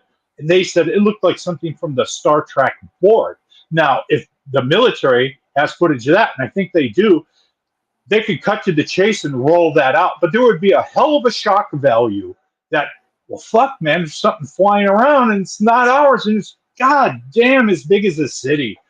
That's the last thing we're ever going to see. So they are going to baby step us, and eventually boil that frog up one video at a time, and maybe 5 or 6 years from now, we'll be past the pod videos and the spheres, and we'll actually see something more of a disc, like the gimbal video. That is apparently 5 minutes long. Where's the rest of that video? If these Congress critters want to get in here, have a clear objective. Say, I want the full gimbal video. I want the entire Go Fast video. Say, we want to have Avi Loeb read in to at least see the radar video or the radar stuff from the gimbal and from the Nimitz. Other items they can get. Where are the gun camera videos that appeared under the Biden administration when they shot at least 3 UFOs down that they admitted? Those are tangible. That's new, right? It's fresh. They should go after that and say, okay, we got this. We released it. We have government transparency. By not even showing us a fucking Chinese balloon they shot down, when they're blowing up boats and we're seeing, the best of, 83 people getting killed in boats. What about these balloons? I just don't get. They say, here's all these boat videos immediately, even though you didn't ask for them. These other videos, I think the UFO community should work with Congress to go after at least these for a start, because we don't know what those thousands of hidden videos are. Well, we definitely know, you and I, as video investigators, if somebody sends you a modified video, then they're hiding something, right? Some portion, fact. It could be helpful or hurtful to their case. That's what we get every time we get these videos from the government, a modified portion of information. You give us all the information or none. It's like they give us enough information to go, okay, we did our job. We gave you, completed the FOIA or whatever it is. But those other videos, those came from Chris, Miller, and Lou. But there's always a way out. I noticed that when Sean Kirkpatrick put out that muzzle orb video, there's a way out. So that way they could, it's almost like a test. And they go, we put this out. What's the public think? And if they freak the fuck out, they just go, oh, don't worry, it's a balloon. Oh, wait. We went and we looked, we found more footage, and here's footage of it in stream. It's almost like they're staying with the gimbal. Here's 30 seconds of it. It turns, but then what happens, right? Apparently, it meets up with 5 other objects in a delta formation that would be smaller go-fast type objects. But they always have kind of an out where they don't show enough that it's 100%. There's no walking back. This is NHI. So they're going right at that point and stopping. So, I mean, if this was so classified, Chris Mellon would have never got it out, even the gimbal video, right? So they are kind of giving us some, but not the full fucking shit sandwich. Is giving us bites of this sandwich. Yeah, you're right. It's always edited. Yeah. And I had to go to Phenomicon out in Utah one year to see the unedited version of that Tic Tac video, because the scientists that are on Skinwalker Ranch have it and they'll show it to you, right? They have it on their phones of all things. So, it's out there. People, do have it that need to have it. I feel like the public should be included in that information. I remember you telling me about that. Now, is that the Nimitz video that you said is longer than the online version? Or is that the Yeah, I snuck my camera in. I filmed it because they showed it on a screen there. And I was like, well, this is public. So I filmed it and I have it. I shared it. It's one of those things that really offers up more questions. I think if they'd shown it to the public could be like, what is this? It looks like a portal appearing above it. Which is what it looks like. It looks like a cigarette burn right above it, that kind of disappears visually. And so it could be a camera anomaly. It could be so many things, but they don't show it to the scientists. Well, they don't show it publicly to the public scientists, that are out there to really dig in deep. But, at some point, Tom, if you're able, before we finish up anytime tonight, I'd love to revisit Moon Lake one more time, because I'm not sure if the audience was able to see really what was going on in that video, because it was so choppy, I think, in real time. Okay, we can try it again. If you're able to, and maybe a different version, like a lower res, or maybe even the original. Just pump the... I can do the original. let's do the You talk, original. and I'll link. Yeah, if we did the original, I feel that might be justice. And what we could do is just turn the brightness all the way up, and maybe play it at half speed. And that would probably be enough for people to get an idea of what we were looking at. You didn't roll it. Okay. Yeah. Yep. I believe there's even What I team had members in scoped the was audience something that moving haven't really seen quickly. this. So it would be really And cool. I'm looking You know, I there think now. Jenny Girl's I'm not seen out. seeing it, so stand What by. approximately are you looking at? I'm looking at that direction right there. All right, That over set there? of stars, yeah. All right, let me go over there. All right. I got wide. Really, guys, if you can lose the headlights, that would be helpful. No, I wasn't getting anything. Those are obvious. Oh, yeah, I got this weird cyan on here. I'm not getting anything now either. That always happens. That's a, Oh, dude, I captured a shooting star. oh, really? Yeah, I think. Oh, what? Okay, wait. I need to get... Alright, can you do me a favor, Tom, and scope that? Right above those, there's 3 mountains. Okay. I'm trying to get even on this. There's like a flashing, pulsing light. Yep, right over on the top. Yeah, what's going on? How did I zero that in so quick? You knew what I was thinking. Oh, shooting star, brother, what was that?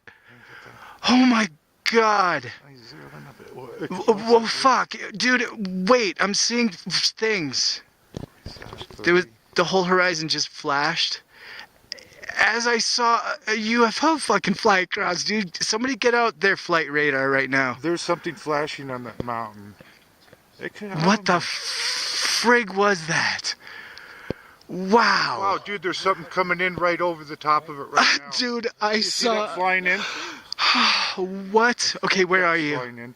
Right Oh, over I the see top of you. the mountain trip. Yes, There's something I'm there. flying above it. I'm there. It disappeared. It disappeared when I scoped. Oh, here we go. Try it now. Oh, wow, bud. I think I saw what you saw. But I scoped something magnificent fly across. I can't wait to see this footage.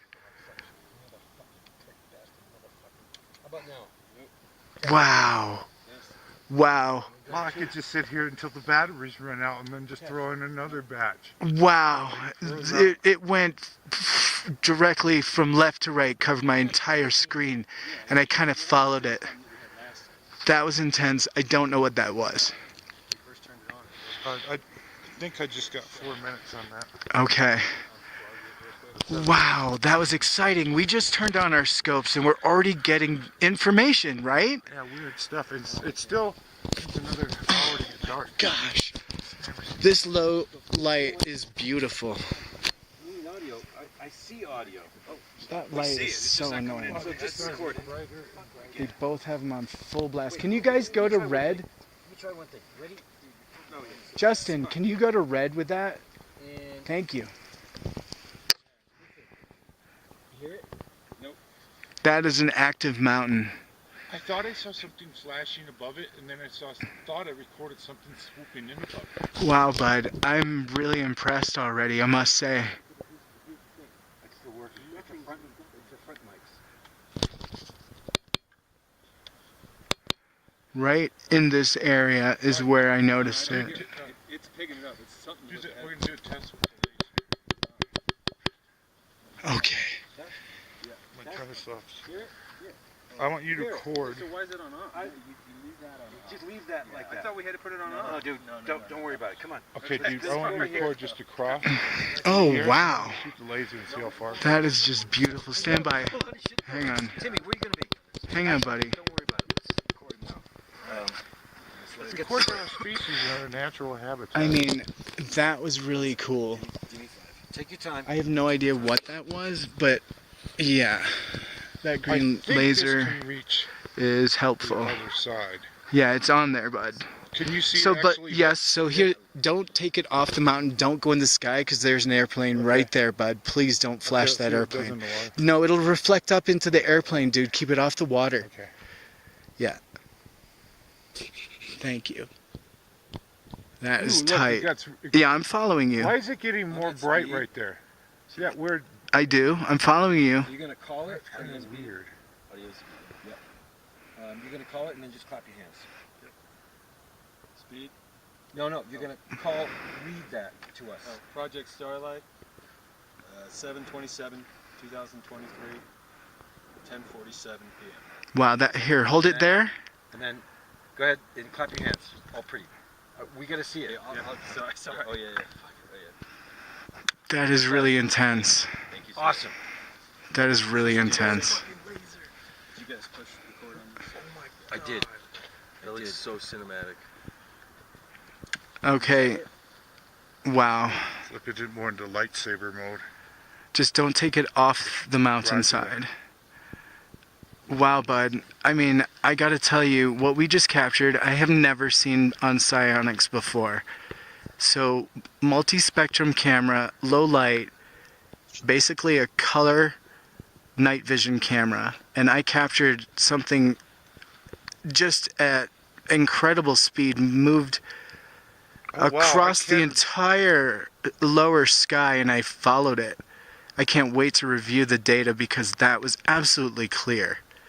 It moved from left to right in my screen, Pause this for a second. at the horizon. Turn on my net. Oh, I'm seeing flashes of light up there. Are you guys seeing? Oh, nope. Out here, there are flashes of light beyond the mountains. Oh, let's go with that. Get this one. I keep seeing it. Now, it could, of course, be lightning. We've seen tons of lightning here. On our drive up, we captured a ton of it. But that was intense. It looks cool on the SIONYX. Are you seeing anything right now, Tom? I'm just going through a couple different modes, trying to kick it back into record. I mean, we came down here to Moon Lake. We turned on our equipment. And within 30 seconds, I captured something that I've never seen before on a SIONYX. So there's so many targets out here with so many stars, and then you look at it, that it's is, like, wait, something suspicious moving next to I just captured lightning, so it's definitely lightning down there flashing beyond the mountains. Yeah, actually, dude, take a look down there. It's pretty active lightning. It's really beautiful.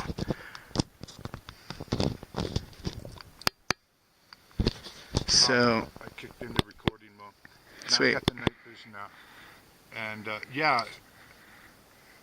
So what camera are you recording on there? Those binoculars? This is a Luna Optics camera. It's a digital binoculars. It has 4 modes. It has a color mode, night vision mode, and then it's got like a cyan mode and a black and white mode. And it also has a rangefinder that goes out a couple of 100 meters. And do me a favor and take a look down there at what those flashing lights are doing, because they're actually moving. They could obviously just be planes, but they're kind of moving in unison.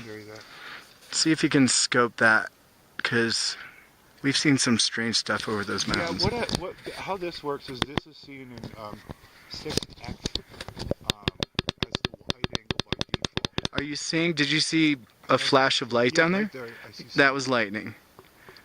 All right, I'm gonna move. There's 2 aircraft going boom, boom, boom, boom. Right, boom, boom, okay. Do you see those two? Yes, thank you for that confirmation, because that's what I thought I saw too.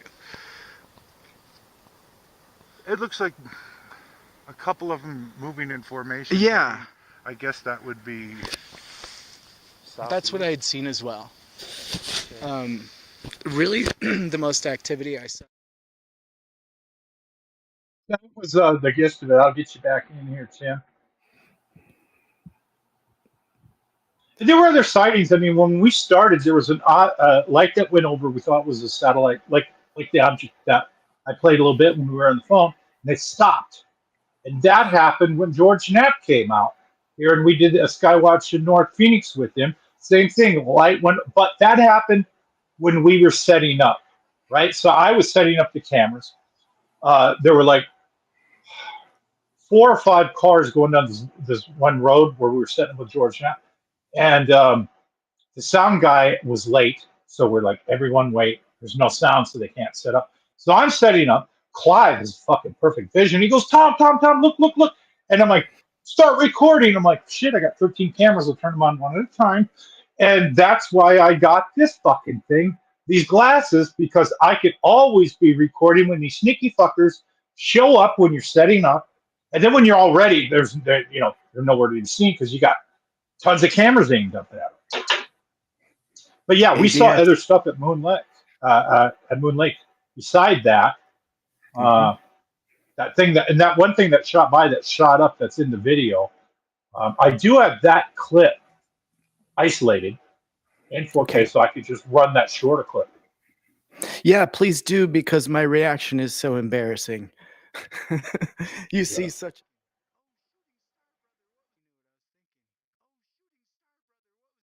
That's we're looping the part out here.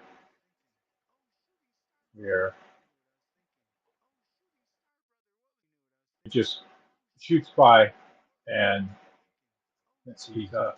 So what the Topaz AI engine did is it took the pixelization out of the video, and I went through 4 different models. I started running it as soon as you sent the file over. I think I've seen this before. I think you sent this to me a couple of years ago, because it looks vaguely familiar. So we definitely got to go out and do this again. Like we were talking about, I'm ready to fly up to wherever you guys are at and come up to Oregon or whatever, bring some gear up that I can take with a suitcase, or meet you guys wherever. We talked a little bit the other night. I don't know if this is true, but I heard that a nuke was set off near Carson, Nevada. It had a 5.9 earthquake because of an underground nuke test. And I'm thinking, cool. Shit, let's go there with their cameras, because there's probably, with the SIONYX at night and the night vision in the daytime, whenever this happens, and see if these things just materialize. Because we're doing nukes again. Why wouldn't they? If that's not a fucking place to Skywatch, where is? 100%. 100%. Yeah. No, there's hotspots all over in between you and I, and we should investigate them. You're so right. And we have people in our audience that are raring to go. And at some point we should set up a network, where we have everyone skywatching at the same time all across the United States. Whether it's day or night, these things are happening. We've filmed plenty of these things in the daytime. Tom, I can't tell you how many times you've had great daytime captures. That's like, at least, what percentage would you say are daytime opposed to nighttime in your personal capture experience? Well over 90%. A lot of people go out at night because it's easy. At night, it's easy. You go, light, right? Light. There's a light. So, and then everyone looks, or now he lays it, and everybody gets their attention on it. I think that's why a lot of people do night sky watches. But me, I prefer the daytime. And I was watching a podcast with Mike Basta. He's the guy from Skywatcher, their main psionic guy who calls them in. And to summarize, at least my understanding of how he does it, of how he summons them, is he pictures himself like, I don't know, maybe like some kind of form of energy in a ball or something, and then he shoots that up into the sky, up, let's say, a couple of miles where a UFO would be, and then he thinks like Google Earth, looking down, like, here I am, come to my location. And that's kind of like, I think a lot of us do things like that. Like, here we are, you're up there, you can fly around fast. You come to me, I'm not coming to you, right? Can't. So you come over to my location, it shouldn't take you long. And so that's kind of how he does it. That's how I've tried to do summoning these things. Never really successfully done it. But here's how I pull these things out of the sky when I had just perfect vision. This was my technique. In the daytime, I would just find a spot, stare at it, usually about where I usually aim my cameras. Not straight up, not down, but about a 45, 60 degree angle. And I would just stare at this area. And my vision and my focus would become laser points at like 10, 20 miles up into the sky. It was so good that I could point out Jupiter at 11 o'clock in the morning. I mean, that's fucking impossible to see. because that's the angle it's at. And people say, how could you see that without tracking systems with the telescope? Just the vision, right? So I stumbled upon Jupiter once. But I would do that, and then after about 10 or 20 minutes, people would hear me say, there it is. Right there. There it is. I found it. It's right there. Fuck, get your cameras and get the laser beam over. And then it would start, and we would start filming. Yeah, it'd almost be like I got my vision focused, and I don't know, if it dropped down from space or what the hell happened. I would just see him. It wasn't every time at Skywatch, but when I would get hits and whatnot, that was my technique. I didn't summon them, I was looking for them. Yeah, I guess my technique is to do what I do best, which is blank my mind out and just be meditative, but just completely open in the moment, and trying to be in the moment, with no expectations and, no presumptions, just totally open, which is really kind of hard to do, especially if you're nervous, you're around other people, you're in a space, but like finding that just like you can hear it like something instinctual sometimes, at least for me. I find that you can hear like a gut instinct, let's call it that, to where to put your cameras, to where to look in the sky. You definitely do it. You listen to something instinctual that you have innately because maybe you had an experience once that made you connect to it, And so you listen to that instinct, that inner voice, just be open, have no assumptions about what you're seeing because, it might be something interesting, it might not. But your best advice is to film everything, always be shooting, and work out what it is later. But I think that's how I go into a location, is just very open. Okay, let's start wrapping this up. I got one other thing here that we'll talk about. So what we're looking at here is how much Mike Schumer's pulling in. I covered this on my show before. ProPublica publishes this type of stuff on when they do look-ats, these nonprofits. So for last year, Mike Schumer, the revenue, I don't know what these expenses are, but he's pulling in, and I think about every year he's pulling in over $500,000. That's actually more than I heard Stephen Greer pulled in about 10 years ago when he was doing his CSETI things where he was charging people up the butt to come out and Skywatch with him. And I think it's reasonable if you say Stephen Greer's making $500,000. That's believable. I can believe that. But Mike Schumer, I mean, from Skeptic Magazine or what? Nobody buys magazines anymore, right? Nobody. So where is this money coming in? And does this get distributed to what Rob Heatherly uncovered, the Guerrilla Skeptics Network? Does this end up going to fund Mick West? Because these people are professional debunkers who jump on everything, don't have a job, they'll claim they're retired, but fucking food ain't cheap, right? What are they doing for an income? They're getting paid. And we know Mike Schumer's getting paid. Now, I didn't have time, but I was going to ask AI, how much money does MUFON pull in a year, right? Because this almost looks like more money than MUFON. That's a lot of money. Where does that come from? Yeah, and a lot of these guys don't play requests, right? I've had videos that I've sent to some of these debunkers, and I get no reply. I even send the video file. I don't get that. That doesn't make sense. If you're a debunker, you should debunk everything, not just the ones that you're asked to by somebody with a lot of clicks behind them, potentially, or dollars. Frustrating. Well, he doesn't do a lot. Mike Schumer doesn't do a lot of stuff. I know he has a YouTube channel. I don't really watch him, but he's not in my radar of stuff I pay attention to. much until I seen this. But that's pretty shocking, you know. Think about this.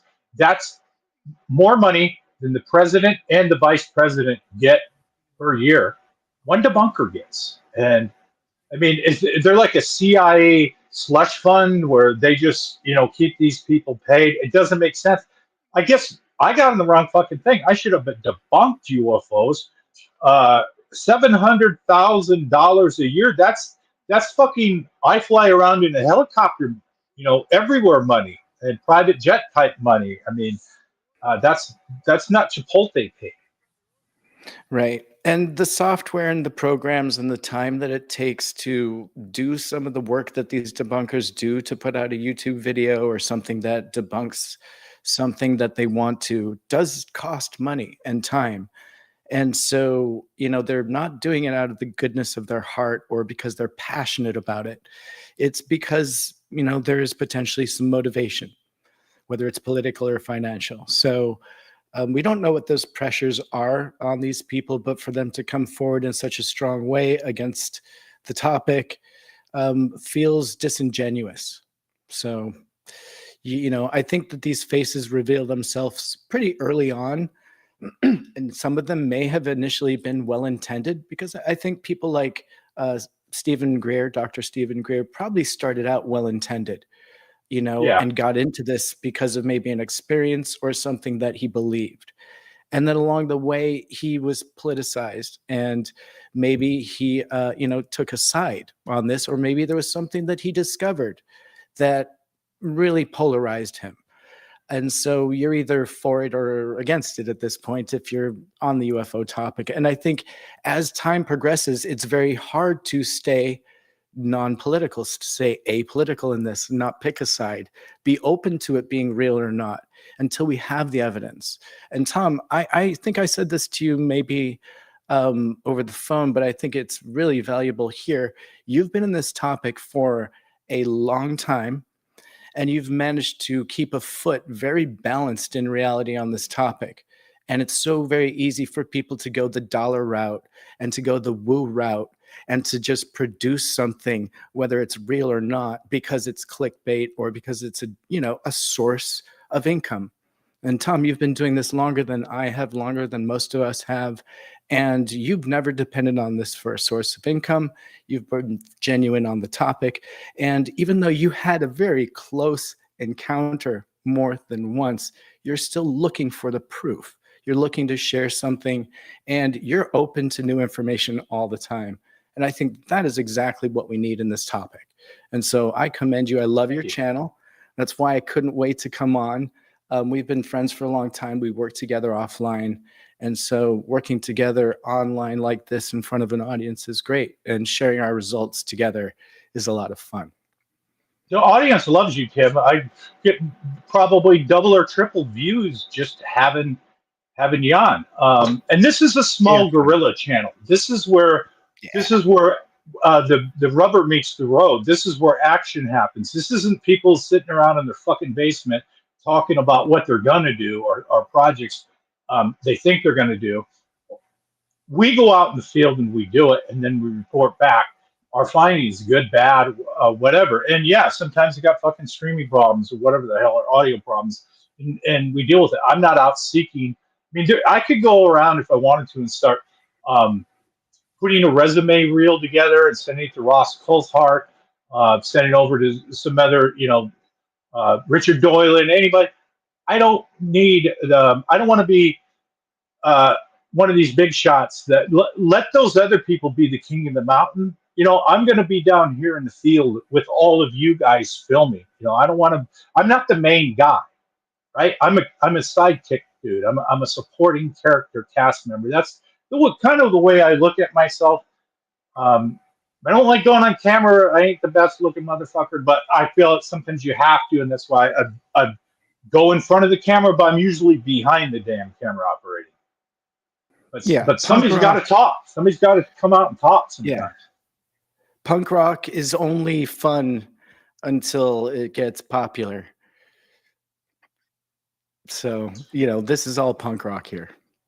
Okay, so where we were talking, let's pick this up next time. Yeah.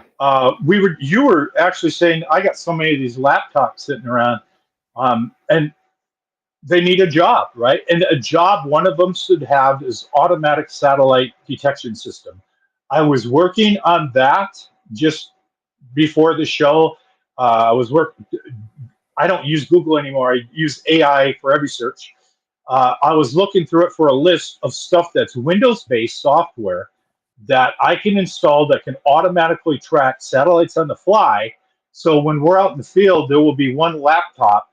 Maybe the one running Cosmic Watch is also dedicated to this. It's going to need the internet for that, for live communication.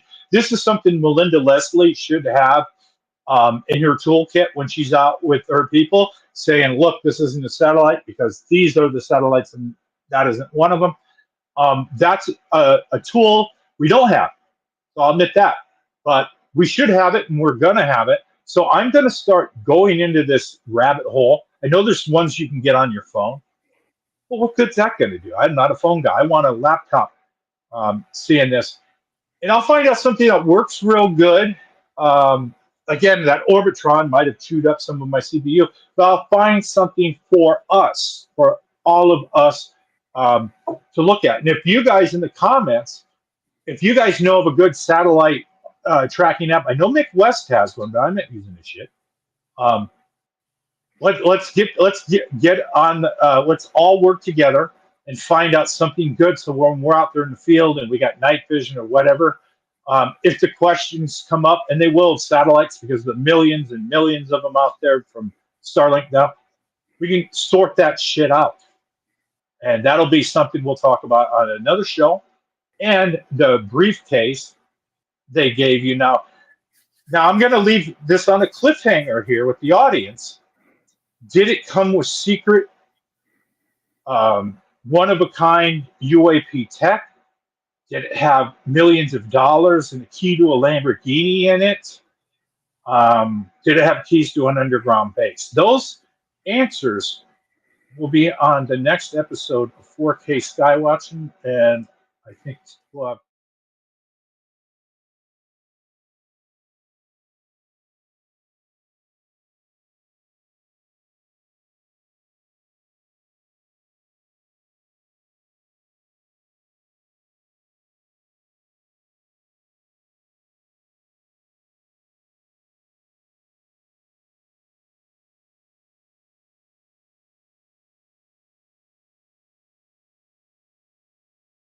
The opsin. Yep. This is the SIONYX. Okay. Am I back? Yep, it is.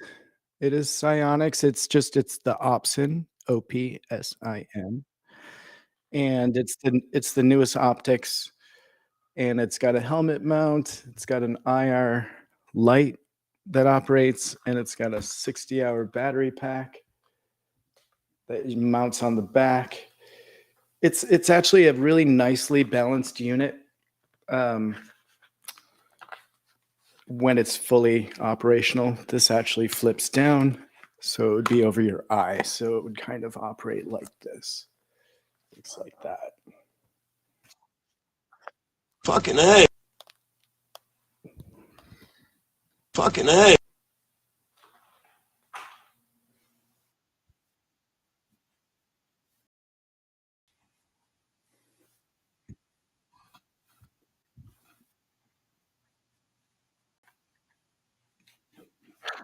Beautiful.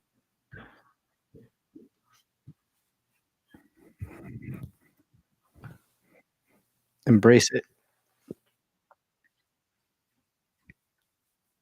if it's a way to detect UAP, I'm going with it, man. I'm going to go with it. We all got to be on the same side. We all pitch in a little bit, figure this out. We don't agree in the UFO community on everything, but we're moving forward. Oh, nice.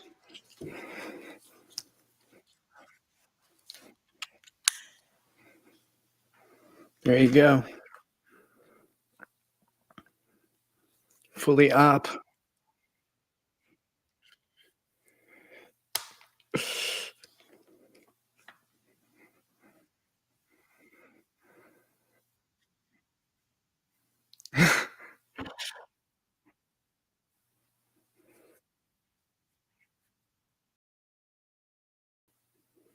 Hands free, baby. I can still punch an alien. Sorry, bud. Yeah, you're gonna have to look into it.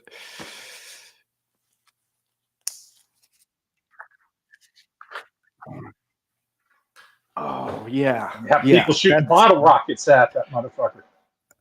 absolute genius. I All love right, that. let's wrap this up. We've been wrapping here. We showed, here's a Indeed. review from 2022. Thanks for the date correction on that for Moon Lake. That was Tim Seanor financed that entire trip and got to meet new people that I'm still friends with. And kind of gave you a summary of that. I didn't really talk about. So people who watch this, I never really talk about. I don't go out and brag. I went to this place and this. I just go out and shit happens. So we'll be talking more about the briefcase on the next episode of 4K Skywatch, and I'm going to leave it up with Tim with the closing words. Oh, okay. All right. Well, I definitely enjoyed tonight's show. There's so much to really discuss and break down in the video that we shot. I encourage people to slow it down, take a look at what's in there in that video. Try not to listen to my exclamations because that's embarrassing. But I look forward to next week, and I will share some behind the scenes stuff that takes place in the underworld of UFO disclosure and UFO cultism and beliefs and weirdness. We'll talk soon.